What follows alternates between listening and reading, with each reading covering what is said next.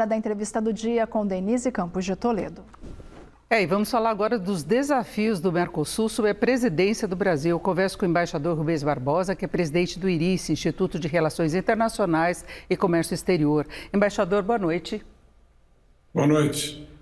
Bem, embaixador, vamos fazer o balanço desse primeiro dia aí, o Brasil assumindo a presidência rotativa do Mercosul por 6 meses, mas de novo a questão da Venezuela colocada e no caso do Uruguai, a proximidade ou o acordo bilateral que está avançando com a China, né? O presidente Lula defendeu muito a ampliação das relações comerciais do bloco, o fortalecimento, o uso de uma moeda comum, a questão das tarifas também que podem ser revistas, mas como é que o senhor avalia os desafios colocados agora com a presidência do Brasil no Mercosul?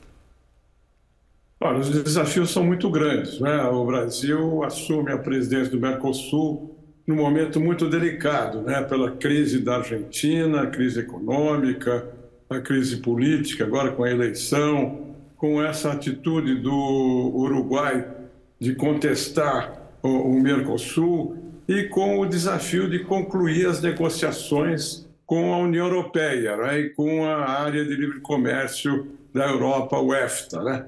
Eu acho que são desafios importantes. O Brasil tem algumas propostas, né? O presidente Lula já avançou a ideia de ter uma espécie de câmara de compensação financeira, né? Para aumentar o comércio intra-regional, virar uma resposta do Brasil a um documento adicional que a União Europeia, depois de 3 anos, encaminhou para os países do Mercosul sobre a questão ambiental. Enfim, são muitos desafios que o Brasil vai enfrentar nesses 6 meses agora até dezembro.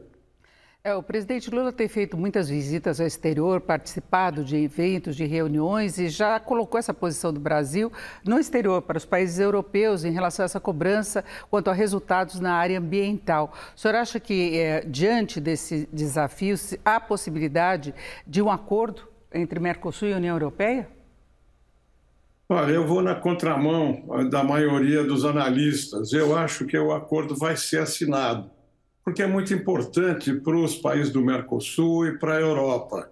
Há declarações muito fortes do presidente Lula e da presidente do Conselho Europeu a favor da negociação do acordo até o fim do ano. Nós temos aí 6 meses para superar essas dificuldades. Do ponto de vista do Brasil, além desse protocolo adicional crítico, não é, da situação ambiental, há também uma reivindicação sobre compras governamentais.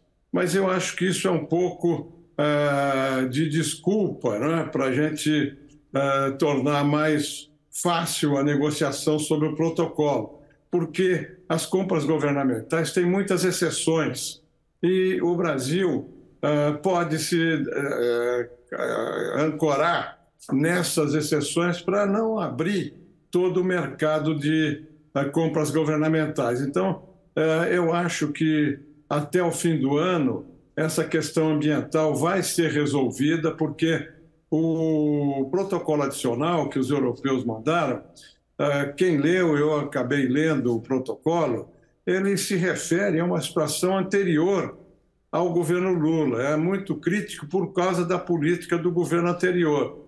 Com a mudança de governo e com a assunção do Lula à presidência, mudou o ambiente de preservação da floresta, de mudança de clima, e isso vai facilitar, eu acho, na resposta que o Brasil der, vai facilitar a negociação com os europeus. Eu ainda sou otimista, apesar de todas as dificuldades, de tudo que a gente ouve aí, negativo, né, a respeito desse acordo. Eu acho que até dezembro alguma fórmula de compromisso vai ser encontrada. Agora, isso pode ocorrer mesmo com essas desavenças parciais aí entre Brasil e o Uruguai mais focado nos próprios interesses?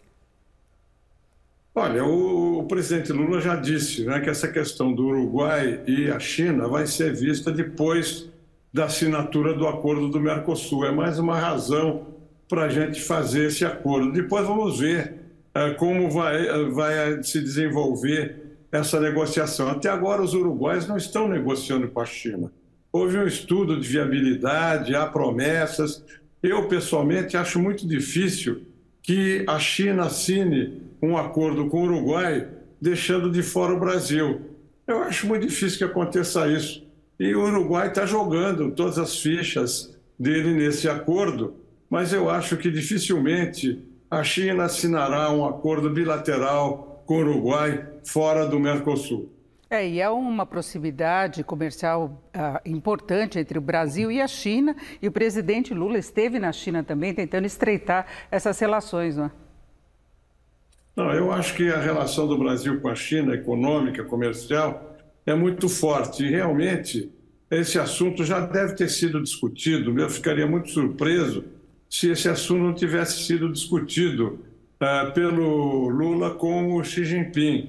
Deve ter sido conversado, né, sobre essa possibilidade. Agora, o Uruguai está numa posição muito dura, inclusive por questões ideológicas, né? O governo uruguaio é um governo de direita, né?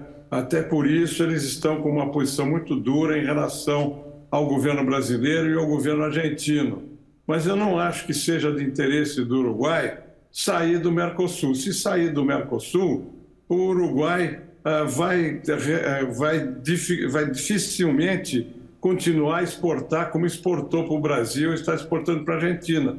Porque se ele sair, voltam as tarifas altas para os produtos deles. Então, eu acho que isso é um pouco jogo de cena também e de negociação para ver o que o Uruguai consegue obter nessa negociação com a China, que, como eu disse, ainda não começou e está longe de começar. Agora, embaixador, o Brasil também vai assumir a presidência rotativa do G20. Nós vimos algumas repercussões negativas, por exemplo, de posição do presidente Lula com relação à guerra da Ucrânia. Como é que o senhor vê o Brasil hoje no contexto global? Olha, eu acho que o Brasil, no começo do governo Lula, acertou nas prioridades, né? Voltar para o cenário internacional foi muito importante. O Brasil estava marginalizado, né, das negociações bilaterais, multilaterais.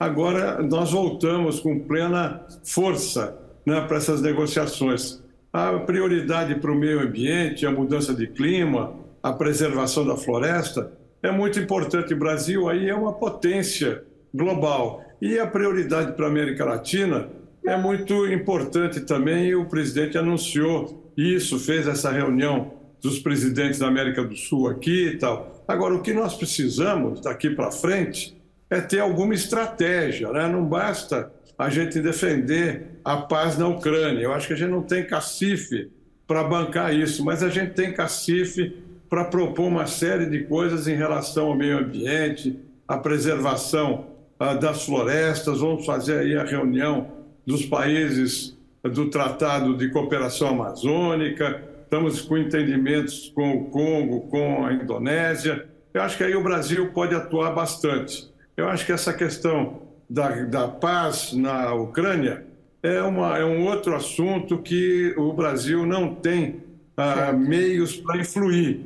Ninguém quer hoje a paz na Ucrânia, nem a Rússia, nem a OTAN, por razões diferentes. Mas aí o Brasil não tem força para que isso seja mudado. Eu acho que a gente ia se concentrar nessas três prioridades que o governo Lula colocou no começo do governo e ter uma estratégia nas três áreas. Eu agradeço muito a participação do embaixador Rubens Barbosa, que é presidente do IRICE. Muito obrigada mais uma vez, uma boa noite.